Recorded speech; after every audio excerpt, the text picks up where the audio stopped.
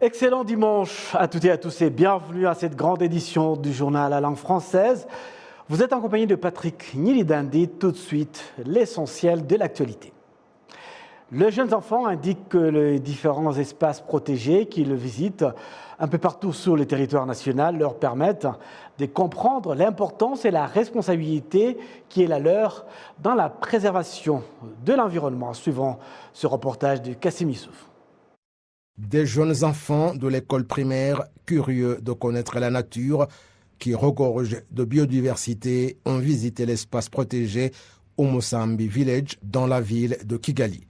Leur impression après la visite est qu'ils ont acquis des connaissances dont ils avaient besoin. J'ai étudié la valeur des oiseaux, des plantes que les oiseaux peuvent nous donner. Le caca qu'ils font, ils peuvent faire les plantes pour grandir et faire de grands arbres comme celui-là. Je dois aider les autres qui ne savent pas la valeur des arbres ou la valeur des oiseaux pour les conserver la nature, parce que la nature nous aide beaucoup. Je peux aussi les aider, je peux décourager ce qu'on appelle tuer les animaux qui ont beaucoup de la valeur. On a l'exemple les éléphants ou les rhinocéros et d'autres qui ils sont tués pour leur ivoire. Alors je peux décourager les autres qui veulent juste les tuer pour l'argent. Je vais les encourager à savoir beaucoup savoir leurs valeurs, comment elles peuvent nous aider dans notre environnement. Ces jeunes indiquent qu'ils ont compris que la préservation de l'environnement ne concernait pas seulement les adultes, mais qu'ils espèrent grandir avec cette tradition qu'on leur inculque. Le directeur de l'espace Omosambi Village, le docteur Sengimana Olivier, indique qu'ils ont un programme de prendre des jeunes enfants de différentes écoles primaires pour qu'ils visitent ces espaces protégés, non seulement pour apprendre, mais aussi pour qu'ils puissent grandir ayant à l'esprit l'importance de préserver l'environnement. Ce que nous faisons aujourd'hui, c'est donner aux jeunes l'opportunité en leur permettant de visiter les espaces protégés pour qu'ils puissent entrer en contact avec la biodiversité et la nature en général et pour qu'ils puissent grandir avec en eux la volonté de préserver l'environnement. L'avenir appartient à ces jeunes et notre souhait est qu'ils comprennent que la préservation de la biodiversité est le rôle de tout un chacun et surtout les jeunes enfants. Lorsqu'ils apprennent cela, ça devient pour eux une tradition. Rurangwalor est professeur d'écologie dans différentes universités. Elle indique que certains éléments de la biodiversité se sont éteints et pour les rétablir, il serait judicieux que les gens puissent acquérir davantage de connaissances sur l'environnement et sa préservation, et particulièrement commencer par les enfants serait un atout pour avoir un avenir caractérisé par un environnement paisible. L'éducation se forge dès la tendre enfance. Le constat actuel est que l'environnement est très endommagé. Nous détruisons la biodiversité. Nous n'avons pas les mêmes oiseaux qu'autrefois, non plus les mêmes arbres, et peut-être qu'on les trouve dans les parcs, mais en faible quantité. Tout cela, en plus du changement climatique, de la pollution de l'eau et du sol, fait partie de l'activité humaine qui détériore l'environnement, et c'est parce que l'homme a perdu sa relation avec la nature. Ce que nous faisons maintenant, c'est rétablir cette relation entre l'homme et la nature pour qu'il puisse la connaître, pour l'aimer et que cette nature puisse lui être utile. La visite des espaces protégés va concerner les jeunes enfants de toutes les écoles primaires, tant publiques que privées, et sera gratuite. Et puis le personnel du secteur sanitaire admet que si les Rwandais s'est doté d'un hôpital spécialisé dans le traitement des maladies endémiques dans le district de Bugesera, il s'agit d'un pas de géant réalisé dans l'édification de la résilience dans le domaine de la santé. Les Rwandais déploient en effet des efforts dans la prévention et les traitements non seulement des maladies endémiques, mais également d'autres pathologies. Et cela s'est fait en même temps que l'augmentation du personnel soignant. Les détails avec Kassim Issouf. Dans le secteur de Nyamata, en district de Bugesera, qu'on trouve une partie de l'hôpital de Nyamata qui accueille particulièrement des patients souffrant des maladies endémiques telles que le Covid-19, la fièvre Ebola et d'autres qui pourraient surgir. Cette structure sanitaire connue en tant qu'hôpital mobile de terrain est construite sur une superficie de plus d'1 hectare alors que tout l'hôpital de Nyamata occupe une superficie de 8 hectares. Le directeur de l'hôpital de Nyamata, le docteur Rutagengwa William, indique qu'il a fallu peu de temps pour le construire. Les travaux se sont achevés début 2021 et l'hôpital dispose d'environ 90 lits, dont 30 réservés aux patients en état critique, ce qui a fait que la prise en charge et le traitement des patients de Covid-19 s'y ont poursuivis. Le docteur Rutagengwa William indique qu'en plus du traitement des maladies endémiques, les patients peuvent bénéficier de soins pour d'autres problèmes sanitaires. Il y a la dialyse pour des patients souffrant des maladies graves qui ont des problèmes d'organes internes comme les reins et qui ont besoin d'un autre traitement, notamment la dialyse, qui débarrasse le sang des toxines accumulées en excès dans le corps. Il y a la place où nous accueillons des nourrissons ayant des problèmes. Il y a la pédiatrie, là où nous accueillons les femmes, les hommes et le service d'urgence. Il y a le service de laboratoire et d'autres qui interviennent dans le bon fonctionnement de l'hôpital. Le docteur Rutagengwa William d'ajouter que la construction d'une telle structure sanitaire est un pas de géant que le Rwanda a réalisé dans l'édification de sa résilience dans le domaine sanitaire. En plus des maladies endémiques, le Rwanda fournit des efforts dans la prise en charge des patients souffrant d'autres pathologies transmissibles et non transmissibles. Le traitement des maladies non transmissibles est notamment décentralisé jusqu'au niveau des centres de santé. On me prescrit des médicaments à prendre le matin et le soir. On m'a également prescrit un régime alimentaire et je dois le respecter en évitant les boissons alcoolisées, la consommation de trop de lipides et de sel. Je m'applique bien aux instructions médicales et je suis venu ici parce que je n'ai plus de médicaments. Le ministre de la Santé, le Dr Sabin Sanzimana, indique que davantage d'efforts s'imposent pour prévenir les maladies non transmissibles.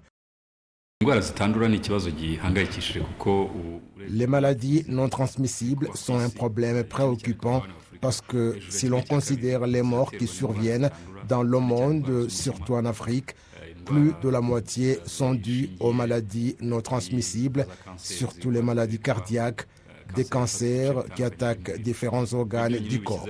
Tout cela constitue plus de la moitié des décès dus aux maladies non transmissibles qui semblent être supérieures aux épidémies comme le sida, la tuberculose ou la malaria, qui sont toujours préoccupants, mais les maladies non transmissibles dues au comportement et à l'existence de la personne ou à d'autres raisons non élucidées ou non déterminées, comme le cancer, peuvent être causées par différentes choses, dont l'alimentation.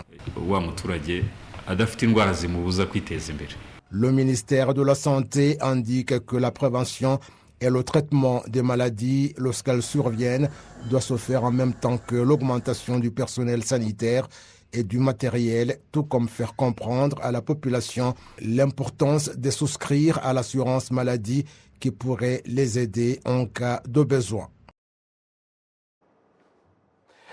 Certains industriels admettent que le fait que du gouvernement de se priver de certains revenus fiscaux, de réduire le tarif de l'électricité et autres est l'un des facteurs qui les aide à accroître leur production et augmenter le volume des exportations qui a presque doublé au cours des 3 dernières années. Kassim Issouf nous fait le point. La zone industrielle de Masoro dans la ville de Kigali abrite actuellement suffisamment d'usines qui fabriquent divers produits pour le marché local et international. Il y a d'autres zones industrielles qui sont construites un peu partout et fournissent des emplois à pas mal de personnes. Les statistiques du ministère du Commerce et de l'Industrie révèlent que l'année dernière, le volume des exportations, en particulier en Afrique, était évalué à 112 milliards de dollars par rapport à 64 milliards de recettes d'exportation en 2020. Les industriels soulignent que le fait que le gouvernement fasse des sacrifices pour le développement du secteur industriel est l'une des raisons qui boostent davantage la production industrielle. L'exonération de certaines taxes est une bonne chose pour développer le secteur industriel. Fournir suffisamment d'eau et d'électricité est quelque chose de génial. C'est pourquoi différents produits sont fabriqués et en grande quantité. Nous n'avons pas encore réduit les produits importés, mais nous avons de nombreuses usines.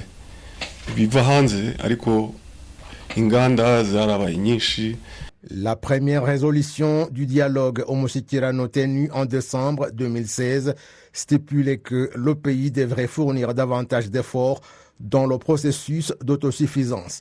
Le budget étant l'un des indicateurs de ce processus, en 2018-2019, il était de 2585,1 milliards. En 2019-2020, il a atteint 3017 milliards. En 2020-2021, il était de 3464,7 milliards. En 2021-2022, 4440,5 milliards. Et pour cet exercice, il est de 4764,8 milliards de francs rwandais, dont plus de 80% sont des recettes internes. L'année dernière, les actifs du secteur financier ont augmenté de 17,7%. Les actifs du secteur bancaire ont augmenté de 18,3%, tandis que ceux du secteur des assurances ont également augmenté en moyenne de 17%. Le secrétariat général de l'Association des sociétés d'assurance au Rwanda affirme que cette croissance de l'économie est une autre étape vers l'autonomie du Rwanda. Lorsque vous considérez l'économie et préserver la santé des citoyens, vous savez que les produits que nos entreprises proposent incluent une assurance maladie. Cela correspond à l'ambition du gouvernement d'avoir des personnes jouissant d'une bonne santé et de la richesse dans une économie pas chère. Notre vision est bonne comme celle du pays. Le secteur agricole, qui englobe plus de 70% de la population totale, n'a pas réalisé l'année dernière une production satisfaisante en raison du changement climatique, où la croissance de la production est passée de 4,9% à 3,4% au cours des 6 premiers mois de 2022. Toutefois, les recettes des exportations des produits agricoles ont été de 788,7 millions de dollars, soit 859,5 milliards de francs rwandais en 2022 par rapport à 543,1 millions de dollars, soit 591,8 milliards de francs rwandais en 2021. Cet accroissement a été consécutif à l'augmentation des prix des produits agricoles au marché international. La direction générale du département de développement agricole au ministère de l'Agriculture et des Ressources animales indique que les projets à grande échelle visant à accroître la production agricole continueront d'aider le pays à atteindre l'autosuffisance agricole et à pourvoir des produits locaux au marché international.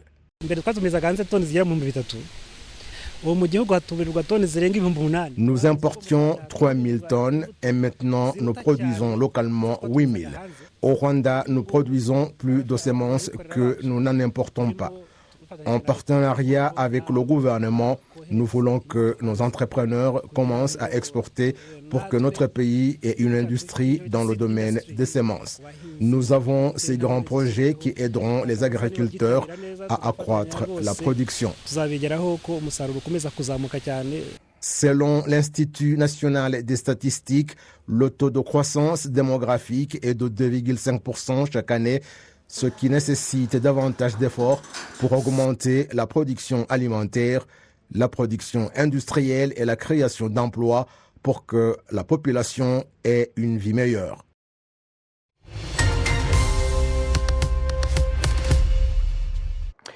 Depuis la reprise de la coopération entre la France et le Rwanda, suite à la normalisation des relations entre Paris et Kigali, on remarque une augmentation des accords financiers entre les deux capitales, notamment en début de cette année où l'AFD, l'Agence française de développement, a signé avec le gouvernement rwandais un accord en termes de près de 37 millions d'euros et une subvention de 1,2 million d'euros pour un projet visant à améliorer le service public dans la digitalisation et soutenir les innovations à fort potentiel de développement. Nous avons le plaisir de recevoir dans ce studio le directeur au pays de l'AFD au Rwanda, Arthur Germont. Bienvenue à la télévision rwandaise. Bonjour Patrick. Alors, pouvez-vous nous expliquer un peu l'utilisation qui sera faite de cet argent, 37 millions d'euros et puis 1,2 million d'euros que vous avez accordé en termes de prêts au Rwanda? Oui, merci Patrick. Donc l'année 2023 a très bien commencé pour l'Agence française de développement au Rwanda avec cette signature. Le soutien de l'AFD portera sur 3 aspects. Premièrement, la modernisation des infrastructures informatiques d'une 50aine d'institutions publiques à Kigali et sur l'ensemble du territoire. Une deuxième composante qui visera à doter l'Agence rwandaise spatiale d'un hub géospatial. Et troisièmement, la construction d'un centre d'opération de drones à Houillé. En parallèle de cette dimension technique, l'Agence française de développement mobilise de l'expertise française pointue sur ces différentes composantes. Et ainsi, il y a quelques jours, des experts ou des représentants de l'Agence rwandaise spatiale se sont rendus à Toulouse pour pouvoir rencontrer un certain nombre d'acteurs français de la filière. Pour finir, je voudrais signaler la portée symbolique de ce nouvel accord entre l'AFD et le Rwanda, puisque c'est à l'occasion du forum Vivatech en 2018 à Paris que les présidents Emmanuel Macron et Paul Kagame ont renoué les relations diplomatiques entre nos deux pays. Très bien. Alors, le Rwanda est un pays en développement et qui veut accroître son potentiel économique en se basant sur les connaissances. Et quel peut être l'apport de l'AFD pour accompagner le pays dans cette direction? Écoutez, le renforcement du capital humain est un des piliers principaux de notre intervention au Rwanda et nous avons d'ores et déjà plusieurs actions en cours sur le terrain avec le ministère de l'Éducation. Je voudrais en citer quelques-uns rapidement. Le premier, c'est la construction d'un département de mécatronique à Liépercé-Tumba, dans le district de Rulindo, qui est d'ores et déjà opérationnel et qui accueillera très rapidement 300 étudiants par an qui seront formés à des métiers d'avenir alliant la mécanique, l'électronique et les nouvelles technologies de l'information et de la communication. Deuxième exemple, sur la francophonie, vous le savez, c'est l'un des avantages comparatifs du Rwanda sur le continent, d'avoir une population qui est kinyarwandophone, mais qui est également capable de parler anglais et français.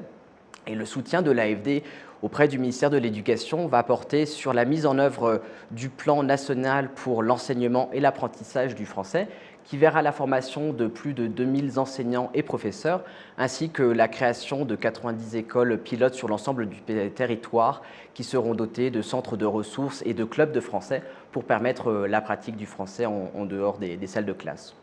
Et pour finir, il y a quelques heures, le Tour du Rwanda s'est terminé et je ne peux donc ne pas donner un exemple en matière de sport. Nous sommes très fiers de contribuer au programme Isonga mené par les ministères des Sports et de l'Éducation qui vise à renforcer l'apprentissage du sport scolaire et la mise en place de filières de détection de talents. Et dans le cadre de ce partenariat, l'AFD soutient 17 écoles sur le territoire et dans lesquelles nous finançons la réhabilitation de petites infrastructures sportives. Et dans quelques jours, des équipements sportifs seront délivrés dans ces écoles qui bénéficieront à plus de 600 élèves. Très bien. Alors que le Rwanda était un pays essentiellement agricole il y a une vingtaine d'années, le gouvernement a su habilement se transformer, se réinventer en développant son secteur des services. Comment appréciez-vous cette évolution? Alors sur le secteur des services, comme dans beaucoup de domaines, le Rwanda est très ambitieux. Je voudrais donner un seul exemple en écho au petit reportage qu'on voyait avant sur le secteur financier. L'AFD travaille main dans la main avec le gouvernement du Rwanda depuis de nombreux mois sur les questions de finances vertes, de finances climatiques.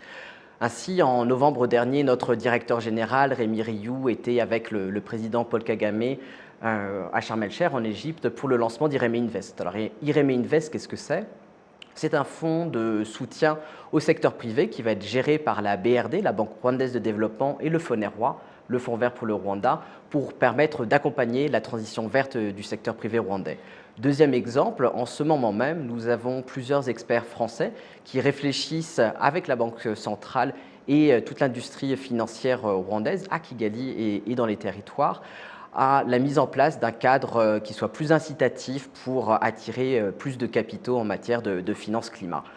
Le Rwanda est extrêmement ambitieux et pionnier en la matière. Je crois que c'est quelque chose que le numéro 2 du FMI, qui était à Kigali en début de semaine, a rappelé.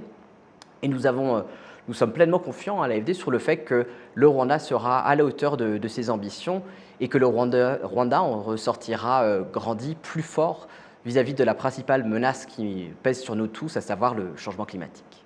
Oui, peut-être nous acheminons vers la fin de cet entretien. C'est près de 37 millions de francs rwandais va également aider le pays à pouvoir atteindre ses objectifs, notamment celui de devenir un hub géospatial. D'abord, expliquez-nous très rapidement c'est quoi un hub géospatial et à quoi va servir cette infrastructure. Un hub géospatial, c'est une infrastructure qui est de collecte, de traitement et d'analyse de données venant du ciel, de satellites ou de drones. Et ça permettra au Rwanda de mieux suivre les catastrophes naturelles, de mieux suivre la production agricole ou encore de mieux anticiper les bassins où se développe la malaria.